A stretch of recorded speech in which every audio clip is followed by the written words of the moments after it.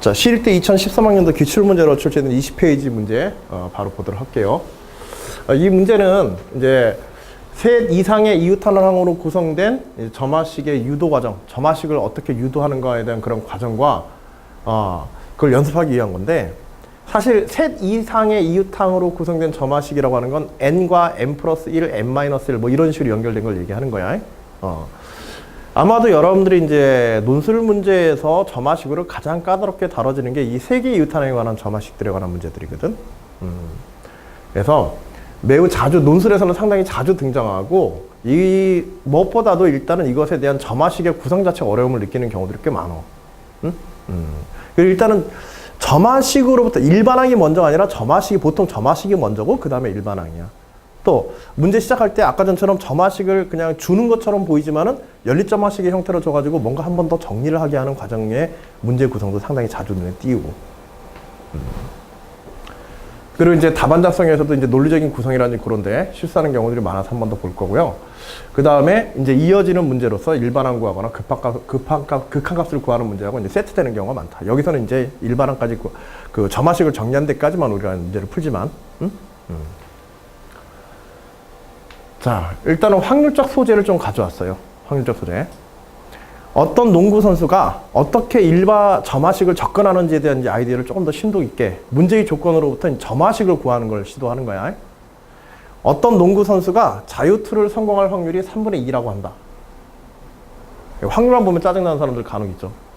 내가 옛날에 그랬어. 확률 처음 배울 때. 나중에 알고 나니까 재밌던데. 확률은 3분의 2라고 한다. 이 농구 선수가 n번의 자유투를 던질 때 사건 A, B, C를 다음과 같이 정의한다. n번 중 한 번도 연달아 성공하지 않는 사건들을 사건 A라고 하자. 자, B번 n번 중 한 번도 연달아 실패하지 않는 사건을 B 사건이라고 하자. 뭐 C는 n번 중 K번 성공한 사건을 갖다 이제 C 사건이라고 하자. 단 자유투는 독립시행이다. 이건 무슨 얘기야? 앞에 던진 게 그 다음에 던지는 것에 영향을 준다, 안 준다? 안 준다. 그 결과에. 그리고 여기서 사건이 이제 확률 파트에서 이 사건을 정의하거나 할 때 그 확률 문제를 논술 문제에서 뭔가 중간에 설명을 통해서 결과를 제시하는 논술 문제를 다룰 때는 이렇게 좀 막연하게 사건 A, B, C로 단순히 하는 것보다 이게 던진 횟수와 관련이 있지. 그치? 던진 횟수와 관련이 있기 때문에 n번 연달아 성공하지 않는 사건 뭐 이렇게 표현할 때 A 사건이라고 표현해보면 A의 n과 같이 이렇게 함수화 시켜준다든지 수열화 시켜줘서 표현해주는 게 좋아. 그렇지? 정의 등을. 그러면 n-1번째 사건과 어떻게 연결되는지 그런 걸 논하거나 서술할 때 좀 편하지. 그치? 그건 약간 기술적인 거고. 여하튼 성공할 확률이 3분의 2다. 그러면은 또 다른 확률은 실패할 확률이 존재하지. 실패할 확률은 3분의 1이다라는 자명한 사실을 여기 깔고 있는 거야. 문제에서 안 줘도. 자, 사건 A가 일어날 확률을 PN이라 하자. 뭐 AN으로 안 하고 그냥 PN으로 정해줬네. 문제에서 PN이라고 하자. 즉 n번 던져서 연달아서 성공하는 경우가 존재하지 않은 PN이라 하자. PN에 관한 점화식을 구하고 다음 식이 그 점화식을 만족시키는 모여라. 점화식을 구하고 다음 식. 이 다음 식이라는 건 점화식이 아니라 얘는 뭐야? 지금 PN에 대한 무슨 항? 일반항. n값으로 표현됐으니까. 그치? 그래서 일반항이 그 점화식을 만족하는 보여라. 이 문제는 좀 그래도 좀 친절하게 냈다. 점화식을 구해야 되긴 하지만은 그 점화식으로부터 일반항을 여러분들이 고민해서 구할 필요가 있다, 없다? 없다. 이 점화식이 그 일반항을 만족하는 걸 경험적으로 증명해라. 설명하고 끝내라. 점화식 구한 다음에 거기에 뭐 하면 돼? 이거 그대로. 대입해서 점화식 만족하는 거 보여주면 되지? n 대신에 n 플러스 1 대입하고. 그치? 그렇게 해서. 자, 그렇지만 이제 점화식이 좀 까다로워. 왜냐하면 이게 그걸 눈치챌 수 있는 게 연달아 성공하지 않는 사건이라고 그랬지? 그치? 연달아 성공하지 않는 사건에 관한 거기 때문에 마지막에 성공하는 것과 그 전 단계의 사건이 어떻게 배치되느냐에 따라 가지고 되기도 하고 안 되기도 하는 여러 가지 경우들로 나눠질 수가 있거든. 무슨 얘기냐면 확률은 기본적으로 경우의 수에 관한 거야. 그리고 이제 점화식을 구하라고 그랬을 때, 자, 여러분들 만일 여러분들이 이 문제에 대한 풀이를 시도한다면 어떤 시도를 처음에 하려고 해보겠어, 이거? 점화식을 구하는 문제에서. 자, 한번 곰곰이 생각해 보시고, 뭐 계산할 필요 없이 자신의 의견만 얘기하셔도 됩니다.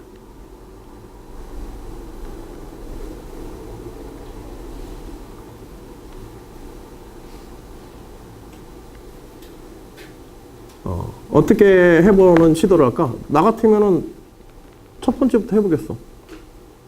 첫 번째, 두 번째, 세 번째. 처음에 성공할 확률 3분의 2, 실패할 확률 3분의 1. 그 다음에는 처음에 성공한다면 그 다음에는 어떻게 돼? 성공하지 말아야 되지. 그치? 대신에 처음에 실패한다면 상관없어. 그 다음에. 그치? 실패도 되고 성공해도 돼.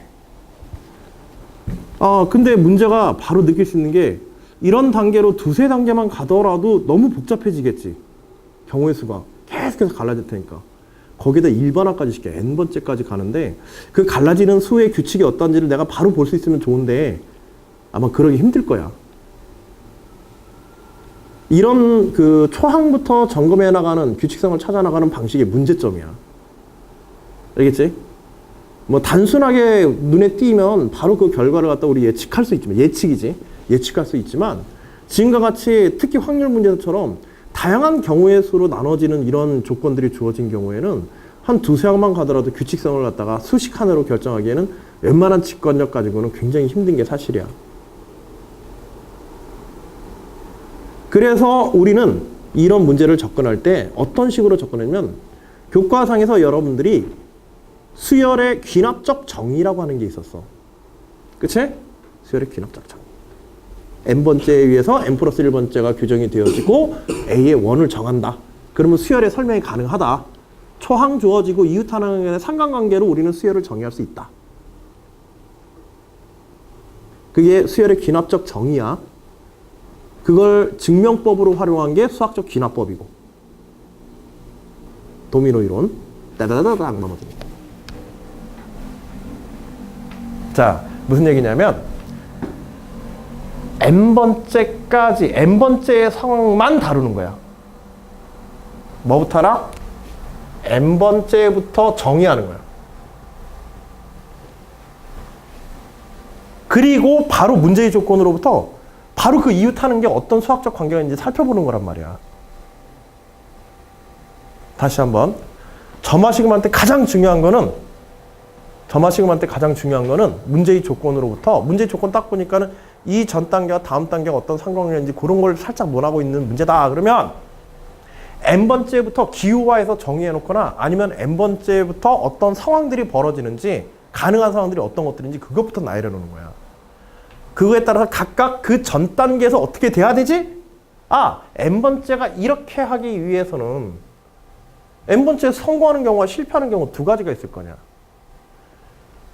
그치? 그리고 우리가 원하는 사건의 확률은 지금 Pn이죠. n번째 오는 동안 한 번도 연달아서 성공하지 않기 위해서는 어떻게 돼야 되는가? n-1번째까지 한 번도 연달아 성공하지 않는 사건은 뭐라고 정의할 수 있어? n-1번째까지는 P의 n-1이지 확률이. 이 정의에 의해서 이렇게 되는 거예요. 우리는 요거하고 요거 관계를 논하면 되는 거야. 근데 이렇게 되어지는 경우에 그것을 구성하는 게 몇 가지가 존재해? 두 가지가 존재하지, 마지막 경우의 수가. 그치? 각각에 대해서 이 전 단계의 요것과 어떤 관계가 있는지를 생각해 보는 거야. 다른 거 생각할 필요 있다, 없다? 없다. 요것만 따져봐서 식 만들면 우리 점화식 얻는 거야, 그냥. 얘가 실패하는 경우부터 따져보자. 얘가 실패하는 경우는 전 단계는 성공하든 실패하든 상관이 있어, 없어? 연달아 성공만 안 하면 되지. 모든 경우가 다 가능해. 여기까지 오는 동안에 n-1번째 오는 동안에 연달아 성공만 안 했으면 되는 거지. 여기까지 일단 와야 되니까. 그치? 그러면 마지막에 실패하는 경우에는 그 전 단계까지가 n-1번의 요 사건이 전 단계까지 그대로 진행된 모든 경우가 다 여기에 속하지. 그치? 마지막에 실패할 확률 얼마를 곱해주기만 하면 돼? 여기에다가? 그쵸. 3분의 1만 곱해주면 되는 거야. 실패할 확률. 자, 그런데 이 사건은 이걸로만 구성되는 게 아니라 이 경우도 있지. 그치? 이 경우에 대해 따져보면 돼. 아, 근데 얘는 이렇게 하기 위해서는 이 전 단계가 반드시 모여야 돼? 그치? 이 경우는 앞에가 반드시 실패해야 돼. 성공이면 여기까지 n까지 올 수 없으니까. 그치? 아, 그럼 여기서 실패할 확률을 우리가 직접 알아? 만일 n-1단계에서 실패할 n-1단계의 마지막이 실패가 될 확률을 안다면은 그냥 쓰면 돼. 근데 문제 조건 봐봐. 문제 조건에서 n-1번째가 실패할 확률을 바로 알 수 있는 정보가 있어, 없어? 없어. 그러면 어떻게 해? 그쵸. 이것도 점화식화 시켜버리는 거야. 얘가 실패하고 마지막에 성공하는 경우는 그 전에 어떤 결과에서만 올 수 있어? 그 전 단계 이번에 n-2까지 가는 거지. 그 앞에. 한 발자국 더 나가보면 되는 거야. 뒤로 한 발자국 더 나가든지. 그러면 요때 뭐가 돼야 돼? 요때에서 P의 n-2, 즉 n-2번 동안 한 번도 겹쳐서 성공하지 않으면 되는 거지. 그치? 그 다음에 마지막 두 번이 이렇게 되면 되는 거지. 이렇게. 그래, 안 그래? 이 전까지 두 번 연달아 성공하지 않을 확률. 여기까지 두 번 연달아 성공하지 않는 모든 경우가 다 그 다음에 실패하면 상관이 없죠. 그 마지막에 성공하는 거. 이렇게 하게 되죠. 이해돼? 조금 이따 더 간단하게 좀 설명을 할게. 이건 예시가 조금 어려워. 문제 조건이. 여하튼 이렇게 해서 여기에 실패할 확률 3분의 1과 여기에 성공할 확률 얼마? 3분의 2를 곱하여서 만들어지게 되는 거예요. 그래서 이 사건은 이것과 이것의 뭐에 의해서 결정돼? 그쵸. 두 경우의 합에 의해서 결정되겠죠. 이럴 때 되고 이럴 때 되니까. 그치? 이럴 때이거나 이럴 때이면 되니까. 그래서 P의 n이라고 하는 것은 P의 n은 결국 3분의 1 Pn-1에 플러스 9분의 2죠. 9분의 2에 P의 n-2로 점화식이 만들어지게 되는 거예요. 이 점화식 끝이야. 다만 점화식을 쓸 때는 반드시 n이 얼마에서부터 시작되어 성립되는지를 항상 설명해 줘야 돼. 혹은 초항에 관한 설명을 반드시 해줘야 돼. 초항에 관한 설명. 초항 없으면 안 돼. 알겠죠? 점화식 구하는 문제를 여러분들이 풀 때는 반드시 아예 그냥 미리 앞에서 초항을 점검을 해줘. 초항이 없으면은 수학적 귀납법이나 수열의 귀납적 정의는 의미가 있다 없다? 아예 출발점이 없어지면 그 논리적인 구성이 아예 의미가 없는 거야. 별거 아니어도 항상 습관적으로 꼭 써줘. 알았죠? 이심스러우면 무조건 일단 써. 쓰고 감점되는 경우는 없어. 쓰고 맞으면 감점되는 경우가 없어. 안 써서 감점되는 경우는 있어도. 습관적으로 써라. 자, 그런데 얘는 초항을 몇 개 써줘야 돼? 점화식을 이렇게 우리가 제시하려면. 이것에 의해서 다음 항이 결정되기 위해서는 초항이 몇 개 필요해? P1과 P2 두 개가 필요한 거야. 알겠지? 그래야 세 번째 항부터 정의가 될 수 있으니까. 그래서 여기에다가 P1은 얼마이다? 한 번 던져서 연달아 성공하지 않을 확률. 몇 퍼센트? 1 아니에요라고 답안 쓸 거야? 1이에요라고 쓸 거야. 그쵸. 1이죠. 한 번 던졌는데 연달아 성공하는 게 어딨어. 그치? 그럼 모두 다 연달아 성공하지 않는 거지. P2는 두 번 던져서 연달아 성공하지 않는 경우. 실패이거나 또는 성공, 실패이거나 실패, 성공이거나. 자, 세 가지를 다 더하면 되지. 그치? 얼마야? 9분의 1에다가 9분의 2, 9분의 2, 9분의 5네요. 이럴 때 한번 좀 간단하게 P2에 이것도 설명해야 돼. P2가 왜? 이거는 그냥 바로 논리적 설명하는 거야. 논리적 설명하고 이거 제시해야 돼. 답만 쓰는 게 아니라 이것도. P2를 그 세 가지를 다 할까?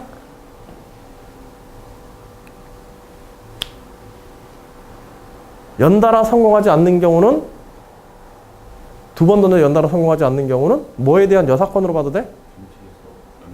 그치. 연달아 성공하는 경우를 빼버리면 되지. 그래서 1 마이너스 얼마?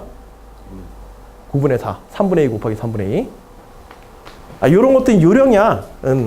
둘 중에 어떤 게 맞고 틀리고는 없어.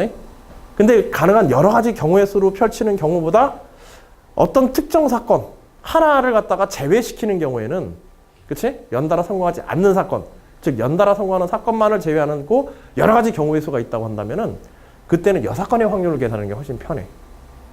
근데 그거는 꼭 그래야 될 필요만 있는 건 아니야. 다수의 문제에서 그렇게 하는 게 편하다 뿐이지.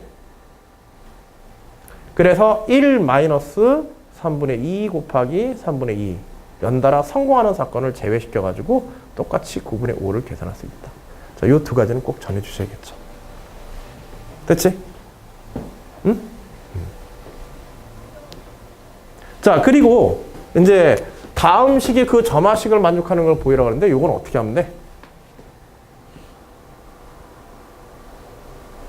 이 점화식을 만족한다는 것을 보이는 거죠. 여기에 Pn-1가 n-니까 n 대신에 n-1이나 n-Pn-1이나 Pn-1를 이 식으로 계산해주면 되는 거죠. 그래 안 그래? 그래서 대입해서 계산했더니 Pn이 이것과 똑같이 나온다는 거 보여주면 되지. 그건 논리적인 생각만 하시면 되는 거야. 요거는 따로 설명하지 않아도 되겠죠. 대입하는 거니까.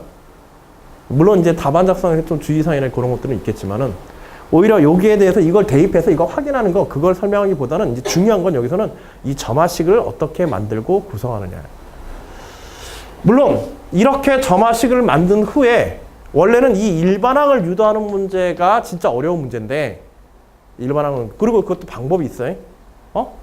이 점화식으로부터 이 일반항을 구하는 어떤 방법이 있긴 한데, 그거는 여기서는 뭐 논할 필요는 없을 것 같아요. 우리가 다음에 하다 보면 세 개의 연립하는 점화식에 관한 문제풀이법을 갖다가 다룰 텐데, 그 세 항의 연립점화식을 풀어서 일반항을 다루는 거는 우리가 1번 문제에서 했던 an 플러스 1 이퀄 알파의 an-1 플러스 베타의 식을 이용해 주면 돼. 두 번 이용하면 돼. 두 번 이용하면. 물론 이제 지금 할 필요는 없어요. 응? 나중에 어차피 피보나치 세련 이런 거 하면서 다룰 테니까. 자, 점화식을 어떻게 만드는지에 대해서만 집중하십시오. 그리고 이렇게 설명해야 간편하기도 하고 정확하게 만점을 받을 수 있는 설명이 돼. 초항부터 점검하면은 그 결과가 맞는다고 하더라도 간혹 가다가 대학 측에서 채점할 때 간혹 감점시키는 경우가 있어. 왜냐면 A1이 이렇고 A2가 이렇고 A3가 이렇다 해가지고 N번째가 이럴 것이다 라고 가정을 해버리는 거기 때문에. 조금 더 그런 방법을 쓸 수 있는 경우는 어떤 경우냐면, 그렇게 추정을 해가지고 n번째에 관한 식을 만들고 추정하고 그 추정된 n번째 식을 수학적 기납법으로 증명해서 할 수는 있어. n번째 그렇게 성립한다고 가정했었을 때 n 플러스 1도 그렇게 성립한다. 이걸 수학적 기납법으로 증명하면 그것도 가능한 방법이야. 알겠지? 그러나 굳이 그럴 필요까지는 없어. 이 문제에서는. 이런 정도 문제에서는. 보통 n의 n 플러스 1. 봐봐. 이런 점화식을 만드는 기본적인 방법 하나 우리 또 알아봅시다. 또 알고 있는 사람도 있을지 모르겠지만 피보나치 수열 있죠? 계단 올라가는 문제 혹시 다뤄본 사람? 피보나치 수열을 예전 교과서에서는 뭐 지금 교과서에서 간혹 토끼가 토끼 낳는, 응? 영원히 죽지 않고 새끼만 낳는 슈퍼 토끼에 관한 슈퍼 토끼의 엄청난 번식력에 관한 문제가 있었지. 경험해본 사람이 있을까요, 그 문제? 근데 사실 그거 들어도 좀 애매해. 근데 훨씬 깔끔하게 정리하는 계단 올라가는 방법을 가지고 생각하는 건데, 봐봐. 자, 계단이 이렇게 쭉 있어. 계단을 올라가는 경우의 수를 구하려고 하는 거야. 어디까지? n번째 계단까지 올라가는 방법의 수를 갖다 다루는데, 조건은 이래. 어떤 계단을 올라갈 때 계단을 한 계단씩 올라갈 수도 있고 두 계단을 한꺼번에 떼서 올라가는 두 가지의 선택이 다 가능해. 알겠지? 자, 그때 n번째 계단, 첫 번째 계단부터 n번째 계단까지 올라가는 방법의 경우의 수가 얼마인지 생각하시오. 제일 아래쪽에 바닥에서의 수를 갖다가 1이라고 할게요. 바닥에 서 있는 것도 하나의 경우수로 본 거야. 그리고 두 번째 계단 올라가는 거. 두 번째 계단 올라가는 경우의 수는 몇 가지가 있어? 여기에서. 한 가지밖에 없죠. 세 번째 계단 올라가는 거. 하나 이렇게 뛰거나 두 계단 뛰거나. 그렇지? 두 가지. 대충 느낌이 오지? 네 번째 계단에 올라가는 방법의 수는. 그치? 한 가지씩 뛰거나 두 계단 한 계단 뛰거나 한 계단 두 계단 뛰거나 세 가지가 있죠. 그치? 세 가지. 자, 그래서 봤더니 n번째 계단에 올라가는 방법의 경우의 수는 어떻게 될 것이다? 각각의 값들이 앞에 것들과 어떤 관계를 가지고 있어? 앞에 2개 더하면 그 다음 게 되고 있죠. 그치? 이런 규칙 뭐 이거 직관적으로도 볼 수는 있죠. 그래서 an-1 플러스 an-2다. 이렇게 주장하면 감점됩니다. 틀린 게 아니라 감점이야. 맞는데. 왜? 추정했으니까. 5번째 계단이 이렇게 될지는 어떻게 알아? 확실한 믿음이 있는 거야? 쓰러지는 사람은 믿음이 있겠지. 그렇게 돼야만 되니까. 그래야 내가 대학 가니까. 사기를 쳐도 믿음을 가지고 사기 쳐야 돼. 알았죠? 이럴 거, 논술 답안 쓸 때 그런 사람도 있어, 간혹. 뭔가 추정해서 쓰는데, 뭐 자신이 없어서, 거기다가 막, 이렇게 이렇게 해도 될지 잘 모르겠습니다. 죄송하지만 이럴 것 같습니다. 뭐 이런 식으로 답안 쓰시는 분들도 간혹 있단 말이야. 사기 칠 때는 뻔뻔하고 확실하게 쳐야 돼. 알았지? 추정했더라도 추정이 아니라 그렇다라고 단정적으로 얘기할 수 있어야 되고. 응? 그 나중에 걸리면 미안하다 그러면 되는 거야. 응? 뭐 쓸데없는 방법을 가르치는 거야? 이것도 한 방법이긴 한 거야. 추정이고 부족한 요소가 있다고 하더라도 그렇게 추정이 확실시 되어진다고 한다면 자신 있게 쓰란 얘기야. 그러면 감점되지만 부분 점수는 분명히 있어. 0점 처리를 안 한단 말이야, 논술에서는.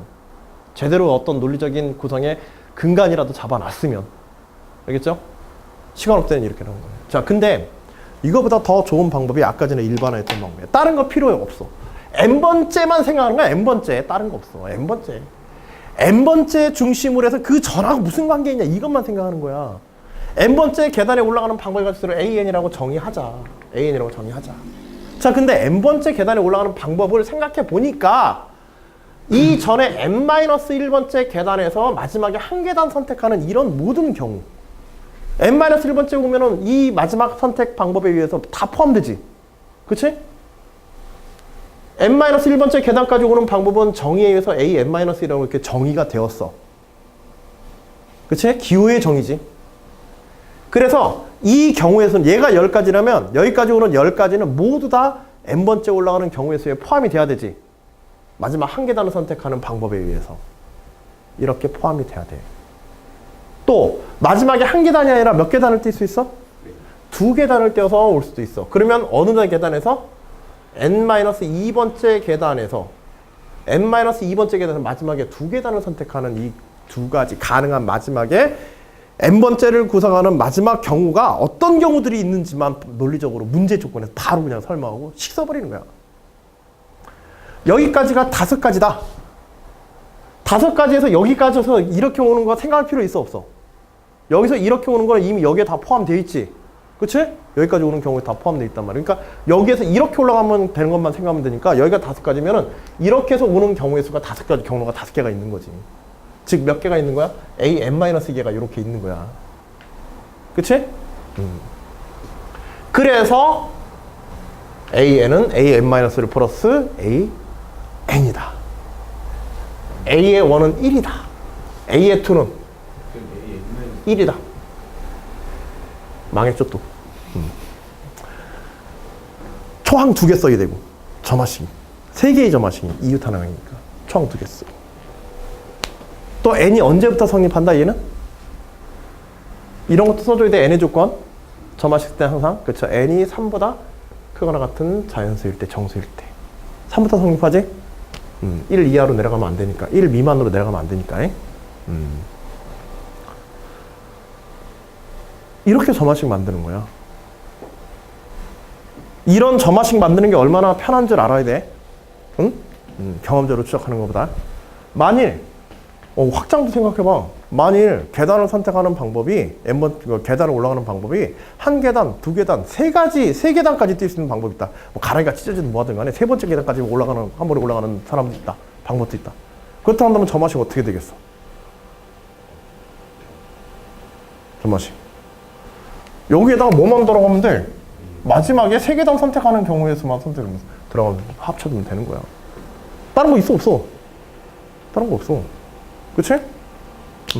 근데 이걸 갖다가 3계단까지 선택하는데 여기서부터 추적해 간다 그러봐. 한 2어 번에다가 가랑이가 아니라 머리가 터져버릴 겁니다. 어떤 방법이 더 능동적이고 깔끔한 방법인지 점화식을 설명하는 데 있어서, 구성하는 데 있어서 그걸 확실하게 알아도 이런 거는 수능 문제 풀던지 수능 문제 문제 조건 분석해서 일반항 구하는 과정에 상당히 유용하게 사용할 수 있는 방법이기도 해. 저게 나오면 나머지 여기서 일반항 구하는 거는 수리적인 계산법을 하는 거거든. 아까 전처럼 우리 공식화되어 있는 그런 것들 통해 가지고 하는 거야. 알겠지?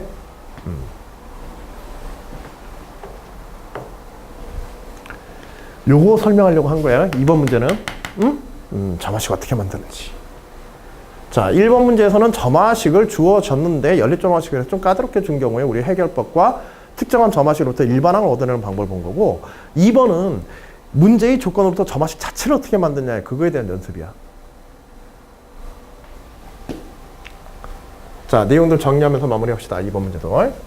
자, 자유투를 한 번 던진다면 연달아 성공할 수 없으므로 P1 = 1이다. 초항정부터 해준 거야. 두 번째 항, 사건의 의미 있는 시작이 되어지고 자유투를 2번 던질 때 연달아 성공할 확률을 통해서 여사건의 확률을 요건 계산한 경우로 한 거고, 모든 경우의 수를 다 해서 3가지 사건으로 해서 계산해 써도 돼. 근데 가능하면 뭐 연달아 어떤 특정 사건이 하나가 나타나는 경우가 아닌 걸 찾는 경우에는 여사건으로 확인하는 게 좋다. 그래서 간단하게 이렇게 써주시면 되겠고, 자, n이 3보다 큰 경우, 자, 마지막 사건이 실패하는 경우와 성공하는 경우로 나눠서 접근하자. 가능한 경우는 2가지다. 그리고 Pn이라는 게 존재하고 Pn-1, Pn-2 같은 것들을 정의할 수 있으니까. 그래서 마지막 사건 n번째가 실패하는 경우에는 이전에 n-1번의 시도에서 연달아 성공하는 모든 경우가 다 가능하다. 즉 Pn에는 Pn-1의 확률에 마지막에 실패하는 확률만 곱하여주게 되면 다 속하게 된다. 그래서 3분의 1 Pn-1이 되어지고, 성공하는 경우에 대해서는 2가지로 성공하는 경우에 대해서는 그 전 단계가 반드시 실패해야 되지. 그 전 단계가 실패하는 경우에서는 그 전전 단계까지 성공하지 않고 연달아 성공하지 않는 경우로 오면 되니까. 모든 경우가 막 2번 n-1번째 실패해도 되니까. 사실은 이제 확률 문제가 까다로운 게 이런 논리적인 설명들, 경우의 수를 설명해야 되는 게 좀 까다롭긴 한데, 일단은 점화식에 초점을 맞춰서 어떻게 구성하는지 그 방법을 이해하는 데 초점을 맞춰. 그 이전 n-2번째 시도에서 연달아 성공하지 않는 모든 경우, 즉 Pn-2에서 n-1번째 실패하고 n번째 성공하는 경우. 그치? 그래서 Pn-2에 n-1번째 실패하고 마지막에 성공하는 경우 확률해서 우리가 원하는 마지막 점화식이 Pn = 3분의 1 Pn-1 플러스 9분의 2의 Pn-2 제시하면 돼요. 다만 이제 n의 조건 딱 써야 되지. P1, P2는 뭐 앞에 썼으니까. 그치? 초항 조건은 아예 처음부터 썼으니까. 자, 문제의식에 대한 초항 2번째 항의 성립 조건 해가지고 마무리해서 이렇게 정리해 주셔도 되고. 자, 그 다음에 P1, P2 이렇게 주어지고, 위 점화식, 문제에 주어진 Pn의 일반항이 위 점화식을 우리가 구한 점화식을 만족하는지 보이자.